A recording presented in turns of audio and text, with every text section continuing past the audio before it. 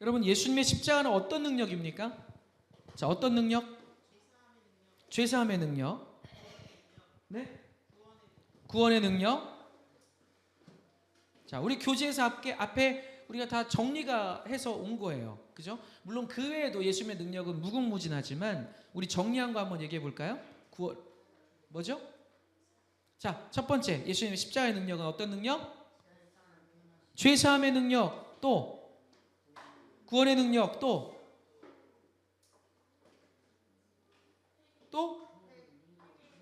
회개의 능력, 또 네? 사랑의 능력. 믿으십니까? 그 안에도 물론 여러 가지 안에 포함되지만 치유의 능력, 뭐 회복시키시는 능력, 새롭게 하시는 능력, 그죠? 거듭나게 하시는 능력, 역전시키시는 능력, 여러 가지 십자가의 능력이 있어요. 근데 제가 여러분에게 기도응답이라는 것에 대해서 가끔 말씀을 드리는데요. 자, 여러분 앞을 잠깐 보실까요? 기도응답에서 가장 중요한 것이 뭐냐면 첫 번째가 하나님을 믿는 믿음입니다. 근데 그 믿음을 어떤 믿음을 말하냐면 방금 우리가 잠깐 나눠봤던 예수님의 십자가의 능력은 어떤 능력인가라는 걸 우리가 크게 네 가지로 교재에서 정리해 준 것을 중심으로 우리가 얘기를 했는데, 여러분 이와 같이 내가 믿는 예수님, 내가 믿는 하나님은 어떤 능력을 갖고 계시다 하는 것을 이론과 지식으로만 믿는 게 아니라 실제로 그 능력이 내 안에 믿어지셔야 돼요. 아멘 합시다. 할렐루야. 그래서 기도의 응답이 빠른 사람들의 특징은 첫 번째가 뭐냐면 주님의 능력 되심을 믿는 그 믿음이 이론적인 두루뭉술한 믿음이 아니라 강력한 믿음을 갖고 있어요. 절대적이라는 거죠. 우리 주님이 하시고자 하면 무조건 돼. 반드시 돼. 안 될 수가 없어. 주님이 하시면 무조건 돼. 못하실 게 없어. 아멘입니까? 이것에 대한 믿음이 내 안에 확고한 사람, 그 사람은요 기도의 응답이 굉장히 빨라요. 아멘이십니까? 두 번째는 기도의 응답에 있어서 두 번째 중요한 것은 하나님과의 친밀한 관계입니다. 주님과의 친밀한 관계입니다. 여러분 사복음서 중에 내용을 보면 이런 내용이 있어요. 한 사람이 밤에 아주 밤늦은 시간에 친구에게 빵을 얻으러 갑니다. 왜 얻으러 갔죠? 밤늦게 자기 집에 귀한 손님이 왔는데 그 손님에게 대접할 음식이 없어요. 그래서 이 손님을 대접하고자 하는 선한 마음으로 자기 친구 집을 찾아가서 문을 두드리고 이 친구에게 사정을 얘기하면서 빵을 좀 나에게 빌려줄 수 있겠느냐, 떡을 빌려줄 수 있겠느냐, 내줄 수 있겠느냐라고 부탁을 합니다. 그런데 이 성경 말씀을 보면 뭐라고 표현하죠? 그 친구가 떡을 줘요. 떡을 주는데 왜 줬다고 그러죠? 왜 줬다고 그래요? 처음 듣는 말씀이십니까? 왜 줬다고 그러죠? 단지 친구라서가 아니라 뭐죠? 뭐 했기 때문에? 간절히 구했기 때문에 주었다라고 표현이 되어 있어요. 자, 그러면 그 안에는 단지 친구라서 준 것 정도 준 것이 아니라 간절히 구했기 때문에 그 마음을 보고 준 거예요. 자, 그 당시 문화는요, 밤늦게 아무리 친해도 밤늦게 찾아가서 문을 두드리는 것은 그 당시 문화적으로, 유대인 문화적으로 아주 예의가 없는 행동이었어요. 굉장히 불쾌감을 주는 행동이었다고 그래요. 그래서 밤에 찾아가서 문을 두드린다고 하는 것은 첫 번째, 어떤 관계일 때 가능할까요?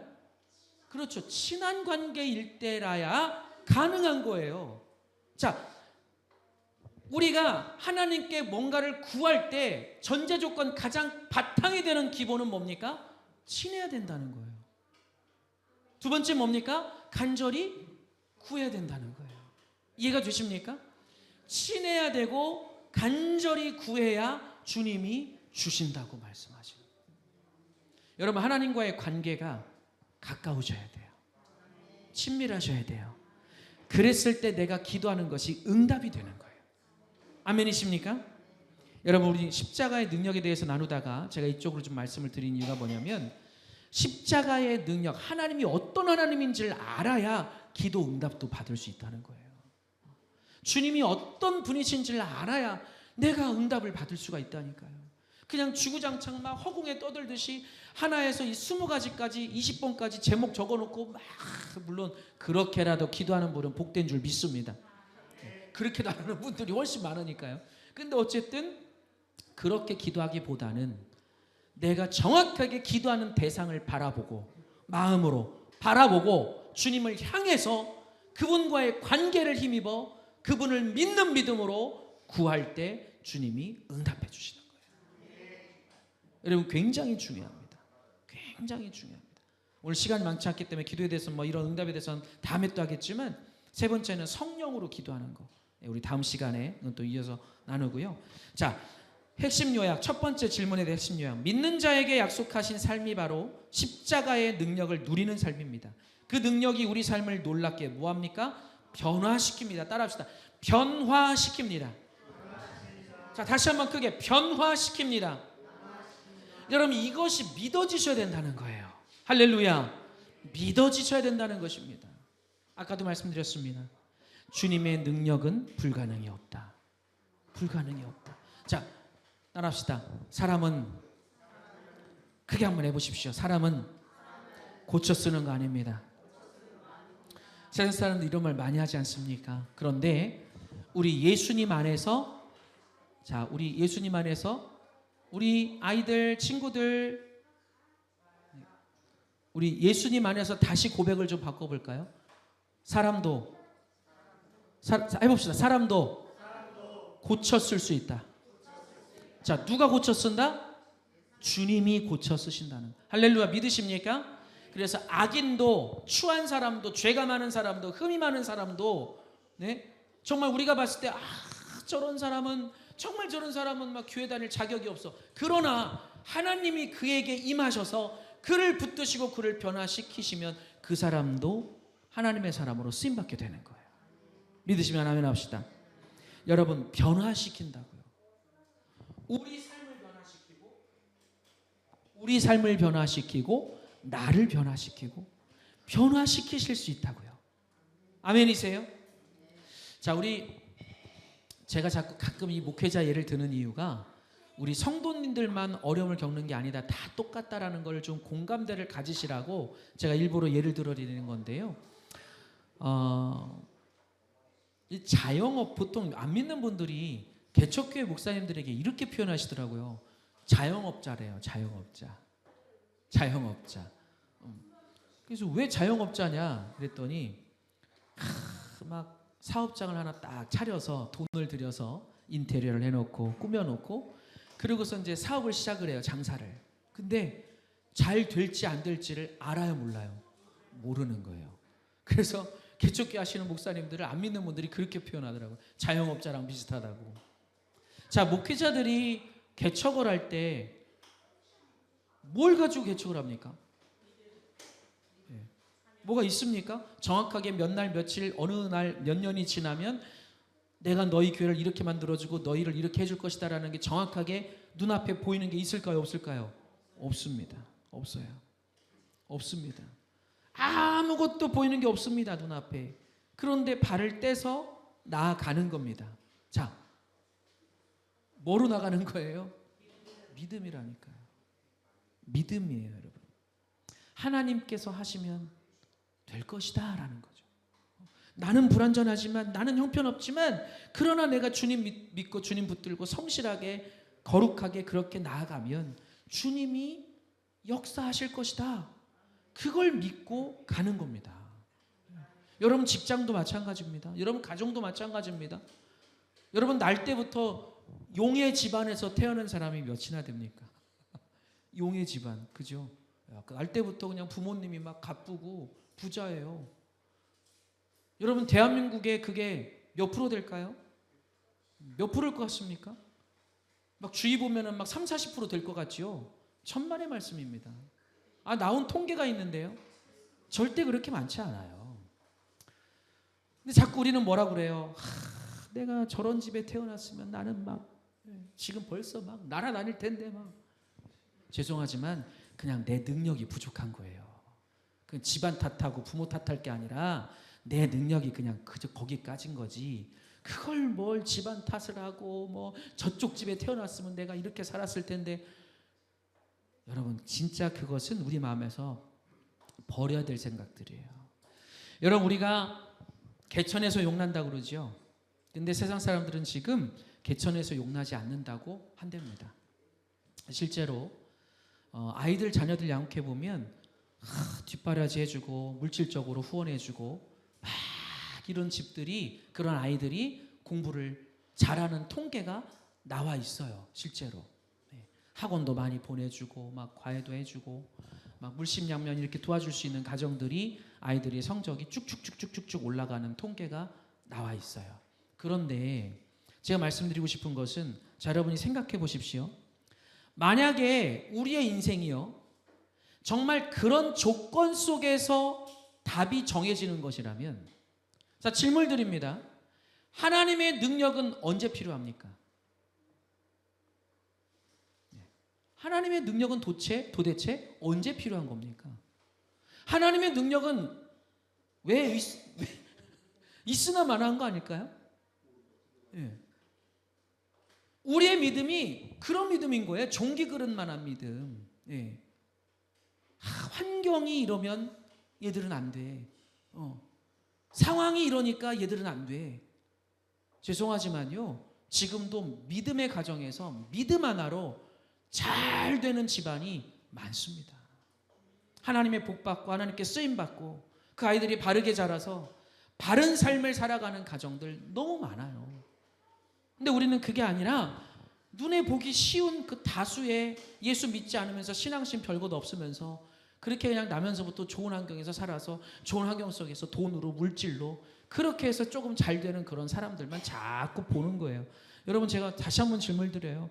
정말 그런 기준 속에서 우리의 인생을 우리가 살아가야 되는 거라면요. 우리에게 예수님은 필요 없는 겁니다. 예수님이 언제 필요하겠어요? 능력을 나타내시지 못하는 예수님인데, 능력을 우리에게 보여주시지 못하는 예수님인데 그런 예수님을 왜 믿습니까 우리가? 여러분 우리 인생 하나 바꾸시지 못할까요? 제가 자주 말씀드리지만 우리 아이들의 미래를 주님이 책임지시지 못하겠습니까? 이런 어떻게 생각하십니까?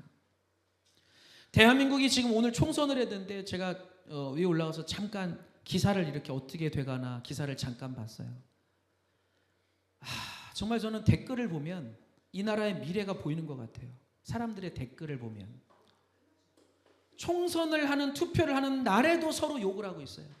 서로 다 욕이에요. 다 욕. 그냥 대통령 욕부터 뭐 여당 욕, 야당 욕 막 그냥 욕이에요. 비판, 비난. 서로가 막 그냥 욕하고 끄집어내라. 저거 뭐 복수해라. 저거 뭐 탄핵시켜서 없애버려라. 막 저 무능력한 뭐 누구 때문에 어쨌다. 저건 범죄자들인데 막 어쩌고.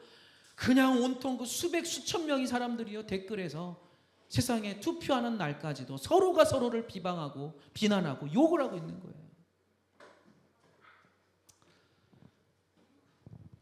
여러분 우리가 제가 거듭 말씀드리지만 정치인 몇 사람에게 우리가 기대서 내 인생을 내 아이들의 미래를 맡기려고 하지 말고 능력 되시고 구원 되시고 우리의 모든 것을 통치할 수 있는 그 하나님께 우리 자녀들을 맡기고 우리의 미래를 맡게 될 줄로 믿습니다. 아멘이세요? 여러분 지금 우리가 가진 게 좀 없고 내 주머니에 들어있는 게 없고 내 환경이 지금 비록 어려울지라도 그 속에서도 믿음으로 주님을 바라보고 의지하고 감사하면서 살아가는 수많은 이 땅에 거룩한 그리스도인들을 우리는 바라볼 수 있어야 된다고 하는 거예요. 자꾸만 내 주위에 그냥 그 몇 사람 보면서 부러워하고 내 인생을 한탄하고 어떻게 알고. 저희 아내랑 가끔 이제 제가 이제 50이 넘으니까 이렇게 막 뭐 무리를 해요. 저는 이렇게 막 뭐 찬양이든 기도든 기도회든 막 힘을 다 쓰잖아요. 그러니까 하고 나면 이제는 몸살이 와요. 몸살이 오더라고요. 예전에 제가 안 그랬거든요. 막 10일씩 50일씩 그렇게 인도를 해도 까딱이 없었는데 하고 나면 온몸이 두들겨 맞은 것처럼 막 아파오기 시작해요. 기도회를 끝나고 나면. 가끔 농담으로 저희 사모랑 가끔 그런 얘기를 해요.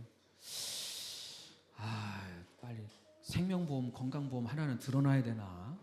가끔 농담으로 저희가 둘이 그런 얘기를 하는데 저는 지금 없습니다. 그런 보험이 없어요. 여러분 노후를 걱정하시죠? 우리 젊은 세대들도 노후 걱정을 합니다. 어떻게 하지? 이 아이들 어떻게 키우고 나 이거 어떻게 해야 되나? 여러분 그 염려와 걱정을 하나님을 향한 믿음으로 바꿨으면 좋겠습니다.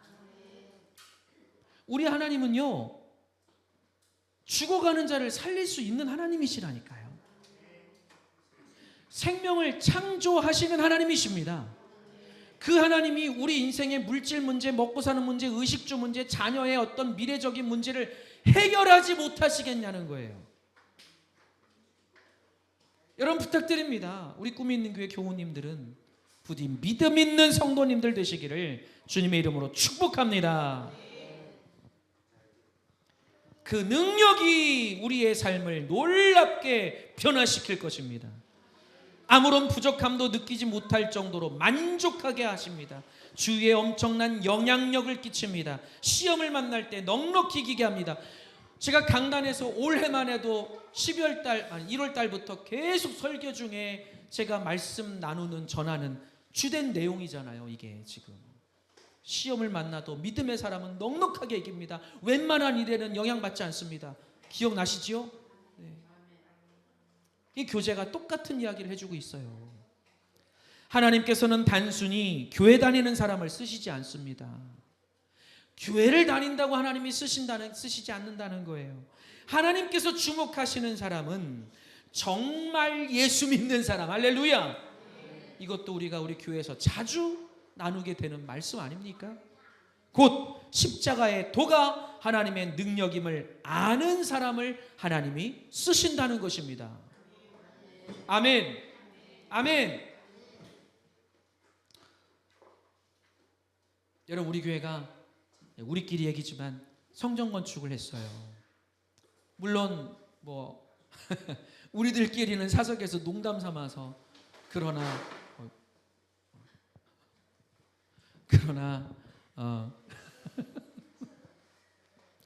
네, 괜찮습니다.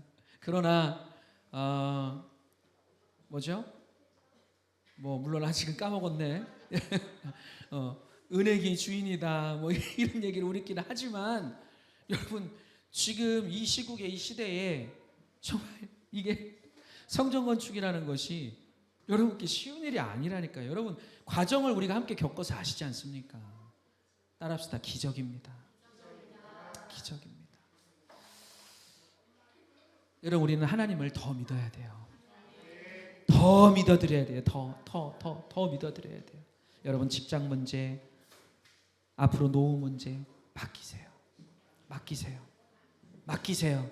할렐루야. 주님, 제가 주님 일을 하면서 살고 싶은데요. 주님께 영광 돌리는 삶을 살고 싶은데요. 제가 가진 게 별로 없어요. 제가 하나님께 영광 돌리는 거룩한 삶을 사는 게 내 목표인데 하나님 제 주머니에 지금 가진 게 별로 없어요. 주세요. 주십시오. 하나님 제 주머니에 채워주십시오. 제가 먹겠다는 게 아니라 하나님 나라 위에 쓸 테니까 저에게 채워주십시오. 여러분 이것이 하나님과의 관계예요. 관계. 자녀가 아버지를 위해 살겠다고 하는데 아버지가 안 도와주시겠어요? 아멘입니까?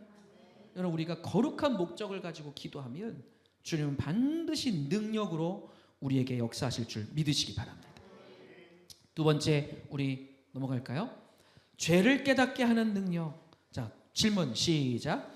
여러분 자신이 지옥에 갈 죄인이라는 사실을 깨달았습니까? 그때가 언제였습니까? 자, 한번 서로 두 사람씩 이렇게 세 사람씩 한번 물어보세요. 물어보고 답을 한번 해보세요. 여러분 자신이 지옥에 갈 죄인이라는 사실을 깨달았습니까? 서로 답을 좀 해보셨습니까? 네. 여러분, 우리가 지옥에 갈 죄인이라는 사실을 여러분 깨닫고 계세요? 깨달으셨습니까? 그때가 언제였나요? 혹시 그때가 언제던가요? 저는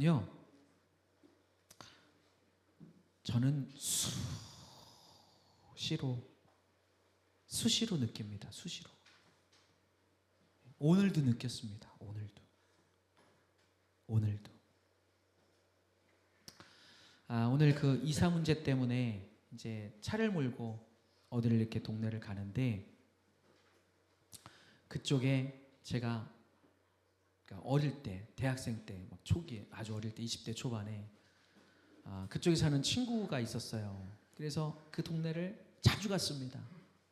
그 동네를 이렇게 가서 운전하고 가는데, 그 동네를 이렇게 오랜만에 그 동네를 가니까 지나가는데 그 친구 생각이 나요. 근데 그때 제가 믿음이 거의 없을 때니까 그 친구들을 그 동네에서 만나면 뭐 했겠습니까? 그렇죠. 예, 그 친구들 거기 만나면 술 먹고, 그냥 놀러 다니는 거예요. 놀러 가는 거예요. 그 동네를, 그 친구 사는 동네를 이렇게 가는데, 내가 참 옛날에 이랬었지. 근데 오늘도 제가 무엇이 감사했냐면, 차를 운전하면서 속으로 제가 무엇이 감사했냐면, 이런 나를 하나님이 왜 구원해 주셨을까? 이렇게 형편없고 정말 죽어 마땅한, 어떻게 보면 정말 더럽고 추한 난데 이런 나를 왜 구원해 주셨고, 왜 지금 하나님께서 나를 사랑해 주시고, 왜 나를 지금 나에게 은혜를 주시고 복을 주시고, 왜 나를 사용해 주시는가, 이 생각이 막 밀려오는 거예요. 그러면서 제 안에 하나님 감사합니다. 그리고 죄송합니다.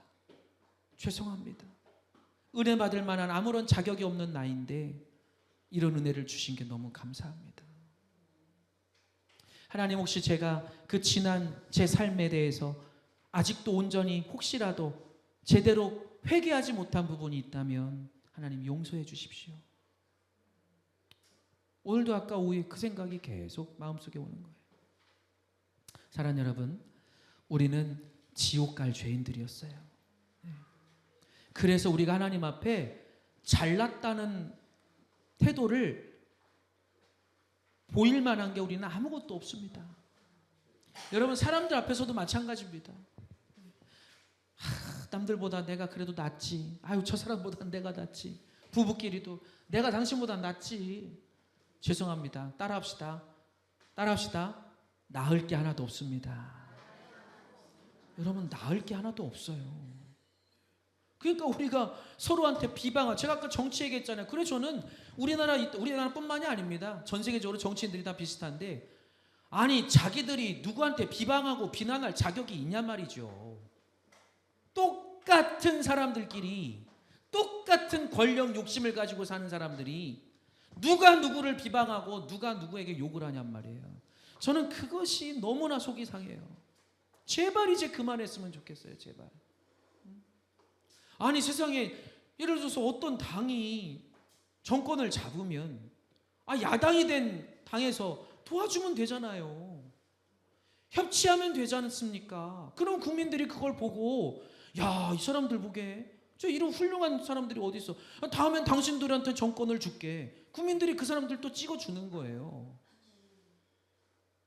근데 이거는 그냥 서로 정권을 한 번씩 돌아가면서 해 먹으면서도 크게 성이 안 차가지고 그냥 내가 더 해 먹으려고 그냥 발악을 하고 서로 물어뜯고 싸우고, 세상에 똑같은 인간들이 왜 그 짓을 하고 살아요? 왜? 저 그래서 목사님들 중에도 오늘 제가 좀 이런 표현을 제가 생전가에 안 하지 않습니까? 근데 오늘 총선 날이니까,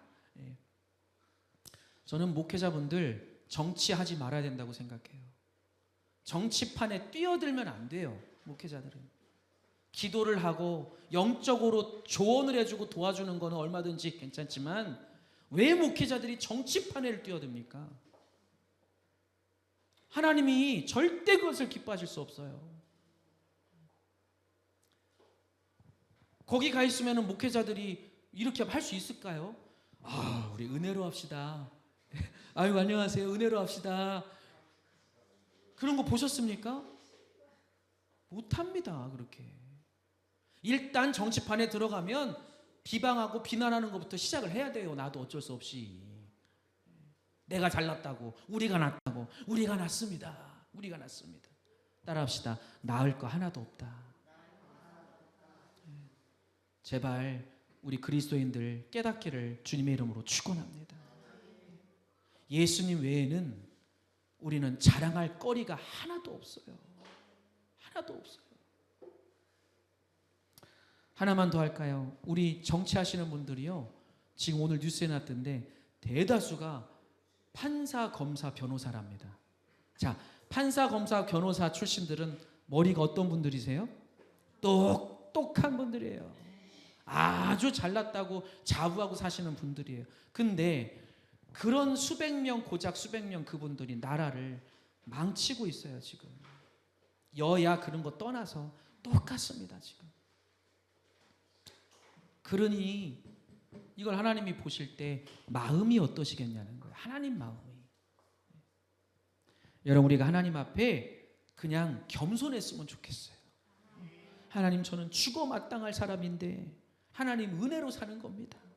오늘도 주님 은혜가 없으면 저는 아무것도 할 수 없습니다. 주님, 나와 함께하여 주시옵소서. 이게 그리스도인들의 모습이에요.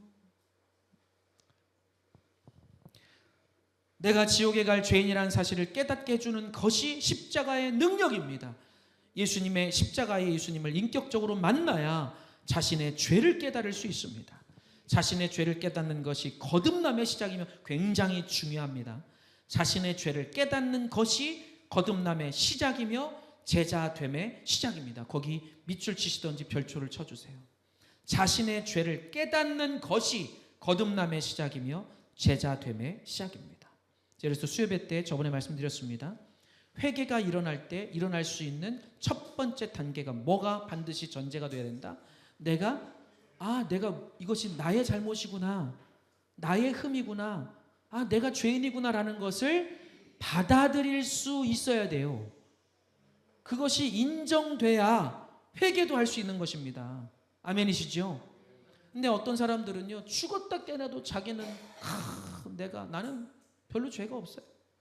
나는 다른 사람 해코지하고 사는 것도 아니고 등쳐먹고 살지도 않고 욕하고 살지도 않고, 그래서 저는요, 그래도 나는 그래도 저 사람들보다는 훨씬 나아요. 내가. 죄송하지만 하나님 그 사람은 안 기뻐하세요. 안 기뻐하세요. 여러분, 우리는 십자가 앞에 반드시 겸손한 그런 삶을 살아야 될 줄 믿습니다. 자, 세 번째, 거기서 이어지죠. 남을 정죄할 자격이 없습니다. 자, 질문 시작. 여러분은 지금까지 자신보다 더 악질인 사람을 본 적이 있습니까? 더 악질인 사람이 있다면 누구인지 생각나는 대로 써보세요. 그랬어요. 많은 사람이 자신을 죄인이라고 생각은 하지만 마음속 깊은 곳에서는 나보다 더 나쁜 사람이 있다고 생각을 우린 해요. 솔직히 부부끼리도 왜 자꾸 다툼이 나고 해결이 잘 안 됩니까? 왜 화해가 잘 안 되죠? 왜 안 돼요? 그렇죠. 야, 나보다 당신이 더 잘못해서 한 거잖아. 나보다 당신이 더 지금 나쁜 거야. 나는 맞아. 내가 더 옳아. 당신도 나쁜 거야. 이 생각이 서로 간에 있기 때문에 조율이 안 되는 거예요. 내가 자신을 죄인이라고 생각은 하지만 사실 마음속 깊은 곳을 이렇게 보면 저 사람이 나보다 더 나쁘다고 우리는 생각하는 게 있다는 거예요. 이것은 십자가의 능력을 깊이 깨닫고 있지 못함을 말합니다. 이해되시죠? 바울이 어떻게 자신을 죄인 중에 괴수라고 말하게 되었는지를 설명해 드리려고 해요. 여러분, 사도 바울은 아까 말했지만 우리나라 판검사 변호사님들보다 어떻게 보면 더 출중했던 사람이었어요. 정말 그 당시에 가말리아 문화생이라고 하면 최고로 인정받는 그런 교육을, 사사를 받은 거예요. 엄청난 지식인이었어요. 근데 이 사람이 언제 바뀌죠? 예수님을 인격적으로 만나고 나니까, 성령을 만나고 나니까 어떻게 바뀝니까? 나는 죄인 중에 괴수이다라고 고백을 해요. 그전에는 어떻게 했어요? 예수 믿는, 예수 따라다니는 사람들을 손가락질하면서 저놈들이 나쁜 놈들이야 라고 비판하고 살았던 사람이에요. 근데 그 사람이 말이 어떻게 바뀌었죠? 저들이 아니라 내가 죄인 중에 괴수로구나. 이게 은혜를 아는 사람이라는 거예요. 할렐루야. 여러분, 우리의 삶에 이런 모습이 하나님 앞에 나왔으면 좋겠어요. 하나님 앞에. 하나님 앞에.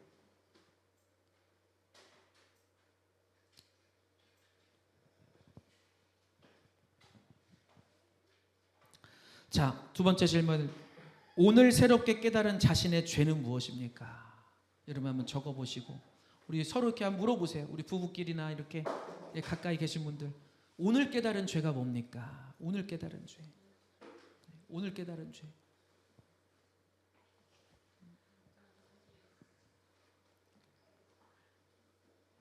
너무 많습니까? 너무, 예? 뭐라고요? 식탐. 아, 식탐을 깨달으셨어요. 엄청난 죄를 깨달으셨어요. 식탐. 그렇죠. 자, 여러분이 여기다 이렇게 적어보세요. 한번 적어보시면 좋겠어요. 오늘 새롭게 깨달은 죄가 뭘까요? 여러분, 우리는요, 날마다 내가 십자가를 바라보고 주님을 바라보지 않습니까? 그러면 날마다 내 안에 추함이 보여요. 참 그게 신기한 은혜예요. 참 신기한 은혜예요. 여러분, 어두운 곳에, 깜깜한 곳에 추 하나를 탁 밝히면 어떻게 되죠? 순식간에 환해지죠. 그러면 아무것도 보이지 않았던 곳에 불이 밝혀지면서 보지 못했던 그런 것들이 보이기 시작해요. 여러분, 이것이 십자가의 능력이에요. 이해되십니까? 내가 십자가로 깊이 들어가면 내 안에 내가 알지 못했던 추한 것들이 보이기 시작해요. 그러면서 그것이 고백되기 시작해요. 하나님, 내가 이걸 갖고 살았네요. 야, 이거 하나님, 내 안에 난 몰랐는데 이게 엄청난 죄네요. 하나님, 회개합니다. 이게 그리스도의 빛이 임할 때 우리에게 주어지는 축복인 줄로 믿으시기 바랍니다. 이것은 신학적으로도 지금 이런 이야기들은 굉장히 중요한 내용이에요. 신학적으로도. 이것이 기독신앙의 놀라운 축복이에요. 죄를 깨닫게 만들어주시는 것. 자, 핵심 요약. 십자가에 눈이 뜨인 사람은, 잘 보세요. 십자가에 눈이 뜨인 사람은 누구도 자기를 의롭다고 생각하지 않습니다. 아멘. 아멘. 십자가에 눈이 뜨인 사람은 누구도 자기를 의롭다고 내가 옳다, 내가 바르다, 내가 맞다 하지 않는다는 거예요. 바울도 자신을 죄인 중에 괴수라고 고백했습니다. 나보다 더 악질인 사람은 없습니다. 내 죄를 위해 주님이 십자가를 지셨기 때문입니다. 그래서 남을 정죄할 수 없습니다. 예수님을 만나면 다른 사람들에 대해서 가지고 있던 마음의 돌이 내려놓아집니다. 할렐루야! 할렐루야! 제가 며칠 전에 밤늦게 잠깐 TV를 틀었는데 유퀴즈라는 프로그램을 저는 평소에 잘 안 봅니다. 안 보는데 재방송이 나오고 있었어요. 근데 거기에 어떤 분이 나왔냐면 아들이 학교 폭력으로 스스로 목숨을 끊고 죽은 거예요. 그게 1998년도인가 9년도에 벌어진 사건이었어요. 뉴스에도 떠들썩하게 나왔던 아주 크게 이슈가 됐던 사건인데, 이 아들이 전교에서 성적을 거의 탑을 달리던 이런 공부 잘하는 친구고, 잘생겼고 키도 크고 운동도 잘하고 친구들이 아주 좋아했던 그런 학생인데, 일진 선배들이 이 아이를 괴롭히기 시작했어요. 그걸 아빠에게도 얘기를 못하고 엄마에게도 얘기를 못하고 결국은 나중에 스스로 목숨을 끊었는데, 그걸 보는데 진짜 막 다른 사람의 일인데도 막 가슴이 먹먹하더라고요. 그 아이가 방 정리를 깨끗하게 해놓고 목숨을 끊었어요. 근데 그게 그 아버지는 그렇게 잊혀지지가 않아요. 한이 맺힌다는 거예요. 그 방을 정리할 때 어떤 심정이었을까라는. 이 아버지가 가해자들을 만났어요. 한 사람씩 한 사람씩. 근데 이 아버지가 뭐라고 고백하냐면 자기 마음에 그 아이들을 만난 이유가 있었대요. 뭐였는지 아십니까? 죽이려고. 내가 얘들을 죽이고 나도 죽어야겠다. 외국을 떠나든지 도망을 가든지 해야겠다. 이건 반드시 갚아야겠다. 그래서 아이들을 만났는데 한 사람씩 한 사람씩 만나서 얘기를 하는데 그 가해자들이 덜덜덜 떨더라는 거예요. 그 아이들이 두려움에 덜덜덜 떠는 걸 봤어요. 이 아버지가 그 아이들을 다 용서를 해요. 다 용서를 해줍니다.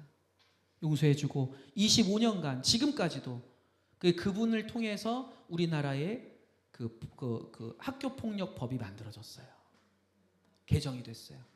국회의원들한테 가서 호소하니까 저는 그거 보면서 마음이 아팠던 게 국회의원들이 해야 될 일인데 그걸 민간인이 가서 막 한 45만 명 몇 명의 4만 5천 명인가를 서명을 일일이 받아서 세상에 거리를 다니면서 그렇게 해서 국회의원들한테 갖다 주니까 그게 6년 만인가?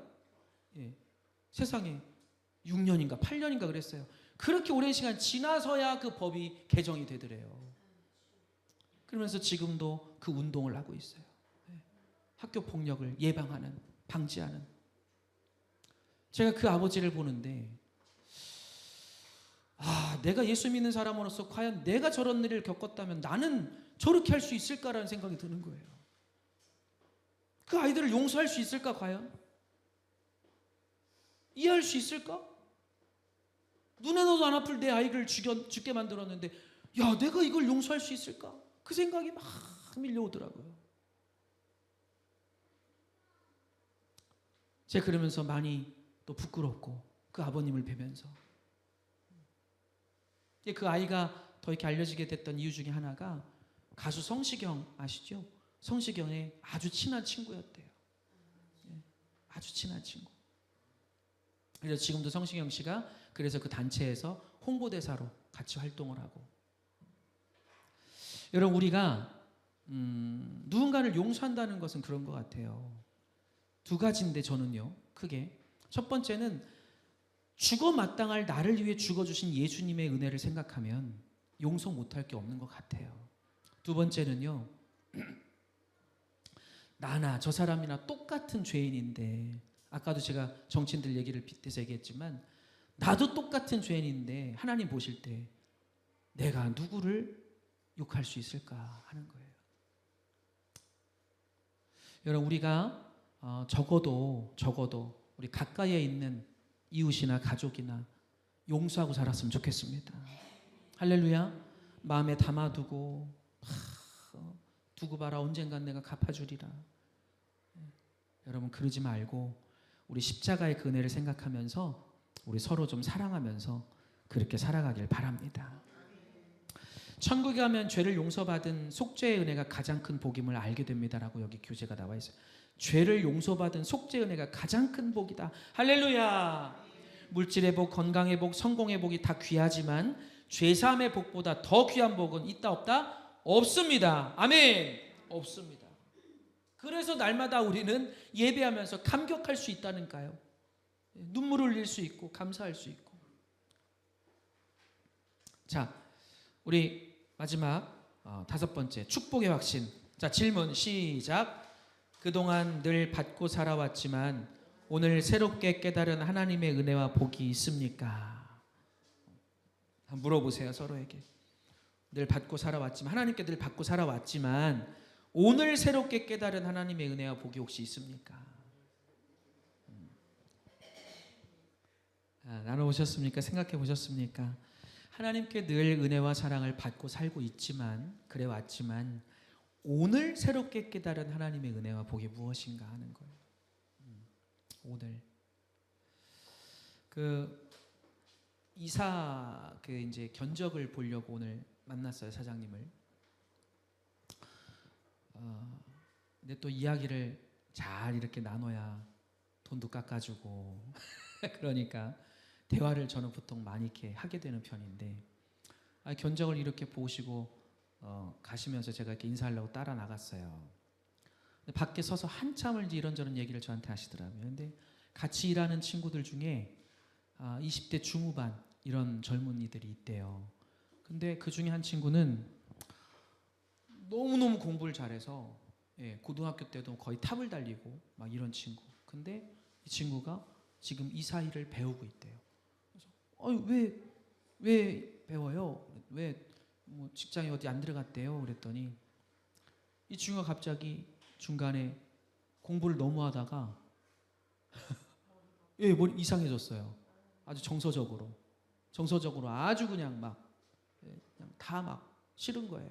막 그렇게 돼버렸어요. 그래서 다 때려쳐버리고 막 그러니까 이제 부모님이 가정이 막 풍비박산이 날 정도로 이렇게 막 난리가 난 거죠. 이 아들만 믿고 있었는데 이 사람이 나이는 먹고 하니까 이제 친구의 자녀래요.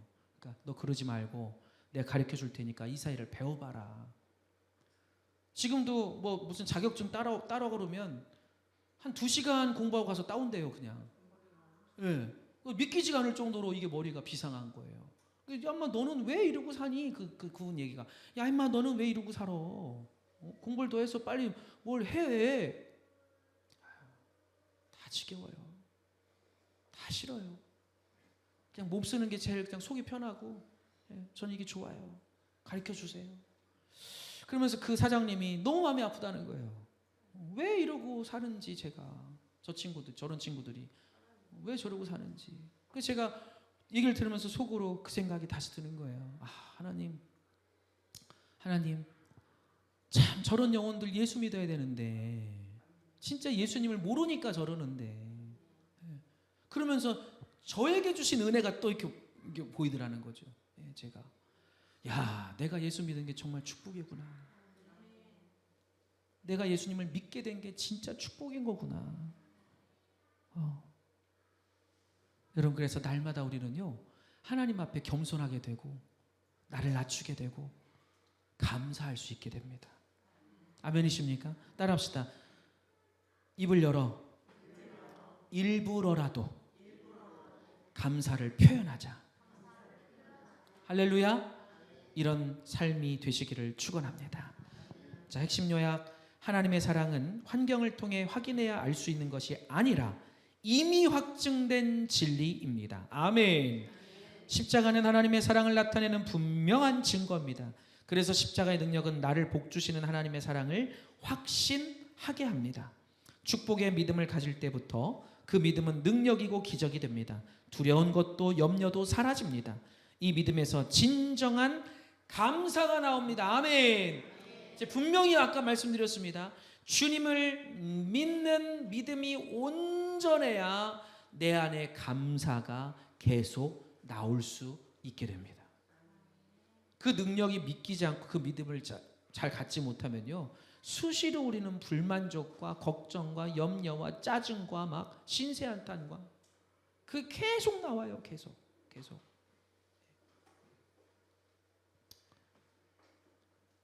자, 우리 이렇게 해서 1단원을 오늘 끝냈고 두 번째 단원이 내 안에 계신 예수 그리스도에서 우리가 이제 다음 시간에 나눌 텐데 이걸 제가 지금 이렇게 하면서도 계속 느끼지만 참 우리 교회 지금까지 우리 교회에서 함께 나눴던 말씀들 양육했던 내용들을 하고 유기소 목사님 쓰신 책 내용이 흐름이 방향이 너무 많이 비슷해요.